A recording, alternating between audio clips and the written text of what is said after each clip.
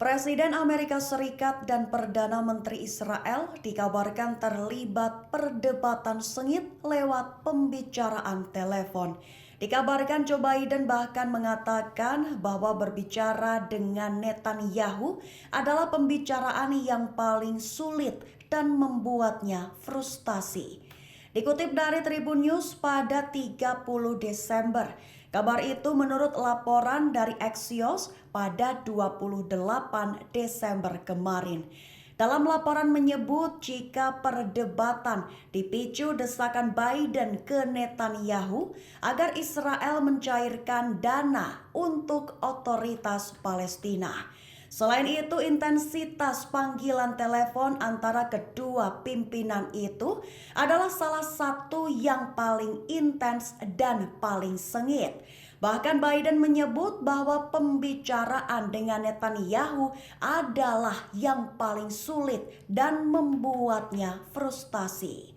Lalu apa yang dimaksud Biden jika Netanyahu harus mencairkan dana yang menjadi hak otoritas Palestina? Sebagai informasi, Israel mengumpulkan pendapatan pajak bulanan milik otoritas Palestina atas impor dan ekspor dan kemudian mentransfer dana tersebut ke otoritas Palestina.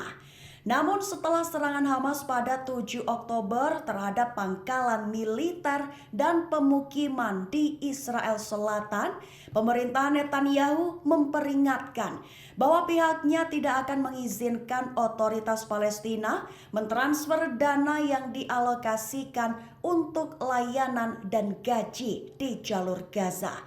Hal itu dilakukan Israel lantaran merasa khawatir, bahkan menuduh jika uang tersebut bisa saja sampai ke tangan Hamas. Pemuda Israel berusia 18 tahun berani menentang negaranya sendiri dengan menolak mendaftar militer. Ia adalah Tal Mitnick. Ia menyebut bahwa kekerasan dari kedua pihak yang berperang tidak akan menjadi solusi. Bahkan menyebut mata dibalas mata. Dikutip dari Tribun News pada 30 Desember. Kabar itu menurut laporan dari insider yang mengutip kata juru bicara IDF. Menurut juru bicara IDF, Tal Mitnick adalah salah satu dari beberapa pemuda Israel yang menentang wajib militer Israel. Dilaporkan Mitnick menjadi orang pertama yang dikirim ke penjara militer saat negaranya saat ini berperang melawan Hamas. Mitnick dijatuhi hukuman 30 hari penjara pada Selasa 26 Desember kemarin setelah menolak untuk mendaftar di ketentaraan Israel. Diketahui alasannya menolak adalah karena ia tidak mau menjadi bagian dari siklus kekerasan mata ganti mata. Mitnick mengatakan ia tidak mendukung Hamas atau militer Israel karena kekerasan tidak dapat menyelesaikan situasi konflik. Menurutnya, melanjutkan siklus mata dibalas mata tanpa memikirkan solusi nyata justru hanya akan mengarah pada lebih banyak pembunuhan dan penderitaan. Lanjutnya, perubahan nyata hanya bisa datang saat semua pihak mengakui penderitaan rakyat Palestina dan sadar bahwa penderitaan bertahun-tahun yang dialami masyarakat Palestina adalah akibat dari kebijakan Israel. Bersamaan dengan pengakuan juga harus muncul keadilan, koreksi, dan pembangunan infrastruktur politik berdasarkan perdamaian, kebebasan, dan kesetaraan. Pensiunan Mayor Jenderal Israel memuji Hamas, sebut menghormati ketangguhan mereka. Ia juga merupakan mantan Kepala Dewan Keamanan Nasional Israel bernama Giora Eiland. Dikutip dari Tribun News pada 30 Desember, Giora Eiland memuji ketangguhan Hamas dalam perang di jalur Gaza. Ia mengatakan bahwa Hamas telah menunjukkan kemampuan untuk menggantikan komandan mereka yang terbunuh dengan komandan lain yang sama-sama mampu dan setia. Sehingga ia menyatakan secara pribadi dari sudut pandang profesional, ia menghormati ketangguhan Hamas. Lanjutnya, ia bahkan mengatakan bahwa dirinya tidak melihat tanda-tanda runtuhnya kemampuan militer Hamas atau runtuhnya kekuatan politik mereka untuk terus memimpin Gaza. Sementara itu ada ungkapan dari seorang pejabat militer Israel yang meminta untuk tidak disebutkan namanya sesuai dengan peraturan militer. Ia mengatakan tujuan pertama Israel adalah membubarkan pemerintah Hamas. Lalu Israel akan membubarkan para pejuang Hamas serta melenyapkan komandan beserta bawahan utama mereka. Selain itu, ia juga mengklaim sekira setengah dari pejuang Hamas telah terbunuh, terluka, ditangkap atau melarikan diri ke jalur Gaza Selatan. Terpisah, analis militer Amerika Serikat juga turut buka suara. Ia mengatakan bahwa hasil terbaik bagi Israel adalah bisa melemahkan kemampuan militer Hamas. Itu disebutnya berguna untuk mencegah Hamas mengulangi serangan brutalnya terhadap Israel. Namun tujuan terbatas itu dianggap sulit lantaran Hamas disebut berakar pada ideologi bahwa kendali Israel atas tanah Palestina harus dilawan dengan kekerasan. Itu disebut sebagai sebuah prinsip yang kemungkinan akan bertahan lama. 5 bom rakitan di ladang Ranjau Al-Qassam sukses meledakkan dan menghancurkan unit infanteri Israel. Dikabarkan imbas ledakan itu banyak dari pasukan IDF menjadi korban tewas dan beberapa kendaraan militer mereka hancur lebur. Dikutip dari Tribun News pada 30 Desember, pernyataan itu menurut laporan dari Al-Mayadin. Pada Jumat 29 Desember, Brigade Al-Qassam mengklaim bahwa sejumlah kendaraan tempur Israel hancur lantaran ditimbulkan dari bom yang Hamas pasang di ladang Ranjau hingga menimbulkan korban jiwa pada tentara IDF. Milisi Pembebasan Palestina di Gaza itu menyatakan ladang Ranjau yang terdiri dari 5 IED bom rakitan meledakkan unit infanteri Israel. Selain itu, ledakan juga menghancurkan beberapa kendaraan tempur infanteri dan kendaraan militer lainnya di utara kamp pengungsi Bureij di Gaza Tengah. Laporan itu juga menyebut dengan roket TBG, Hamas juga menyerang unit khusus Israel yang bersembunyi di sebuah bangunan perumahan di utara kamp pengungsi Bureij. Unit khusus Israel itu akhirnya terlibat dalam pertempuran perkotaan dengan Hamas menggunakan senapan serbu. Imbasnya banyak korban di antara pasukan IDF. Hamas juga mengatakan bahwa mereka juga berhasil menghancurkan sebuah bulldozer D9 yang kabarnya mengawal para prajurit IDF tersebut. Sebatas informasi akhir saja, Hamas juga mengatakan pihaknya menembak jatuh pesawat pengintai Skylark 2 di Beit Hanun di Gaza Utara. Pasukan Pendudukan Israel atau IOF disebut menghalangi warga Palestina sholat Jumat di Masjid Al-Aqsa pada 29 Desember kemarin. Segala upaya dilakukan IOF, satu diantaranya tembakan peluru hingga semprotkan air berbahan kimia. Dikutip dari Al-Mayadin pada 30 Desember, IOF melakukan segala upaya untuk mencegah jemaah mencapai masjid. Menolak menunduk, warga Palestina kemudian melakukan sholat di lingkungan Wadi Al-Jos yang berdekatan dengan kota tua yang diduduki. IOF kemudian menembakkan peluru berlapis karet dan granat kecut serta menyemprotkan jemaah dengan air yang mengandung bahan kimia. Dikabarkan itu mengakibatkan puluhan orang sesak nafas. Sumber menggarisbawahi bahwa hanya 12.000 jamaah yang dapat memasuki Masjid Suci Al-Aqsa yang melaksanakan sholat. Bahkan sebelum itu, IOF disebut juga mencegah ratusan warga Palestina masuk ke masjid untuk sholat subuh dan melarang mereka berada di luar kota tua. Ini menandai minggu ke-12 pelanggaran jemaah Palestina memasuki Masjid Al-Aqsa di tengah perang genosida di Gaza, sekaligus dilakukan ketika eskalasi meningkat di tepi barat dan wilayah pendudukan Palestina. Peringatan keras Houthi Yaman sebut Amerika Serikat akan menjadi sasaran langsung jika menyerang. Bahkan juru bicara Angkatan Bersenjata Yaman mengatakan dampak eskalasinya jika menyerang wilayah Yaman. Dikutip dari Al-Mayadin pada 30 Desember, kabar itu diungkap juru bicara Angkatan Bersenjata Yaman, Brigadir Jenderal Yahya Sari.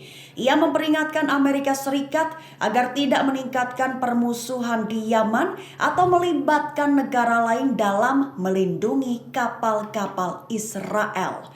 Peringatan itu diungkap Sari pada Jumat 29 Desember kemarin melalui laman media sosial X.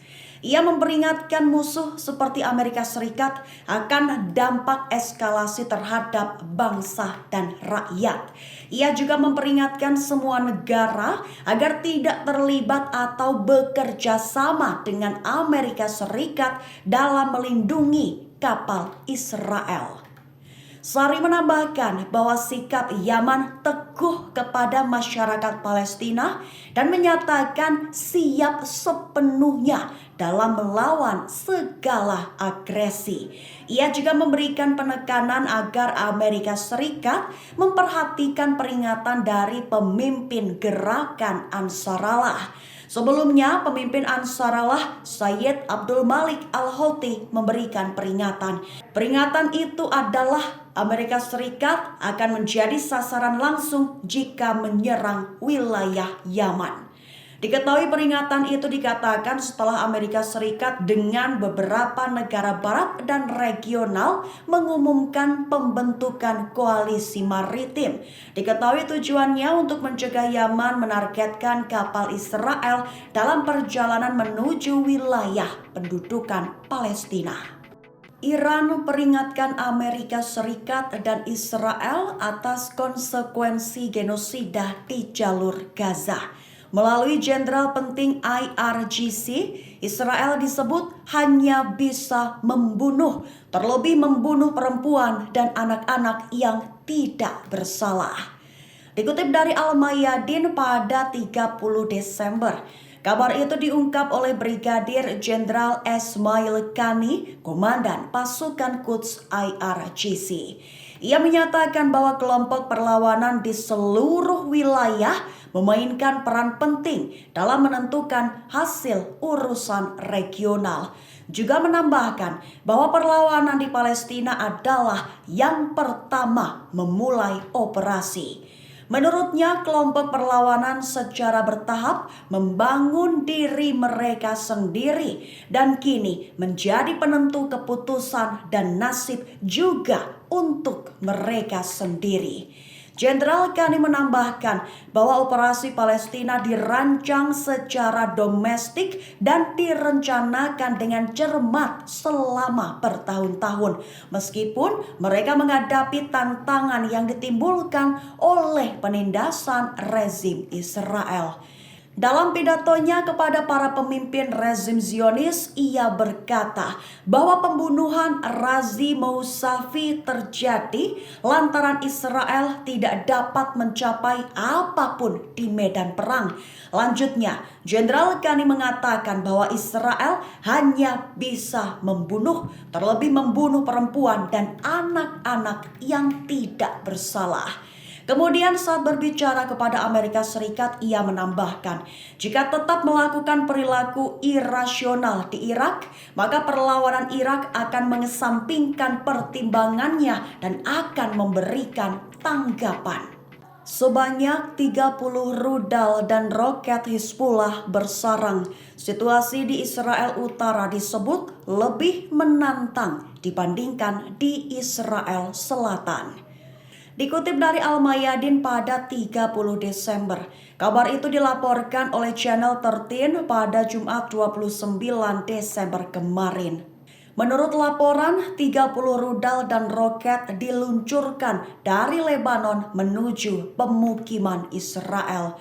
Sumber menyebutkan bahwa serangan yang dilakukan menggunakan rudal anti-tank sering terjadi di dekat perbatasan. Dicatat bahwa 80 hari telah berlalu dan belum ada yang berbicara dengan warga. Mereka belum mendengar tanggapan, tetapi hanya ancaman dari Hasan Nasrallah dan bahwa mereka akan menyelesaikan masalah tersebut. Sumber menambahkan bahwa para pemimpin dewan sedang berusaha menemukan jawaban atas nama Israel, namun sejauh ini mereka belum mendapatkan solusi apapun. Ofer Selah, peneliti tingkat tinggi di Institut Studi Keamanan Nasional Israel, mengatakan kepada sumber, menyatakan bahwa situasi Israel di utara lebih menantang daripada situasi Israel di selatan. Senada dengan itu, Almog Boker, seorang jurnalis Israel, mengatakan kepada sumber bahwa 86 rumah rusak di Manara. Kekhawatiran meningkat di kalangan pemukim Israel di bagian utara Palestina yang diduduki dengan meningkatnya serangan yang dipimpin oleh Hizbullah. Channel 13 melaporkan kemarin bahwa warga Israel di utara mengalami gangguan mental. Ia menambahkan bahwa dampaknya tidak terbatas pada situasi keamanan, tetapi juga mencakup situasi psikologis dan ekonomi. Dan mencatat bahwa para pemukim berbicara tentang kesulitan ekonomi yang signifikan.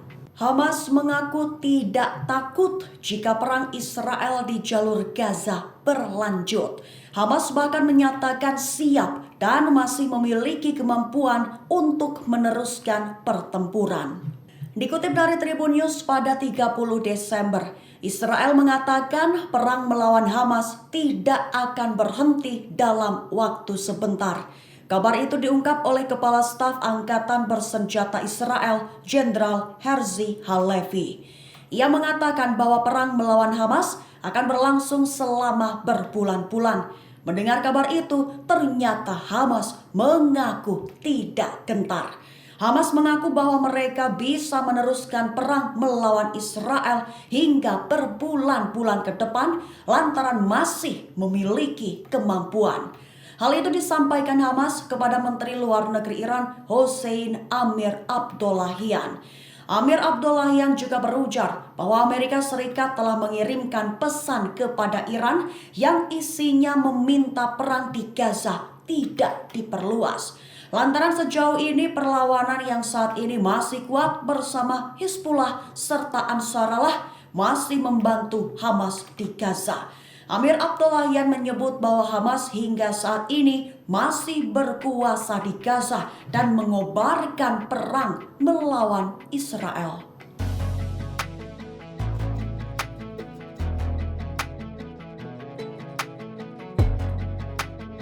Download Tribun X sekarang, menghadirkan lokal menjadi Indonesia.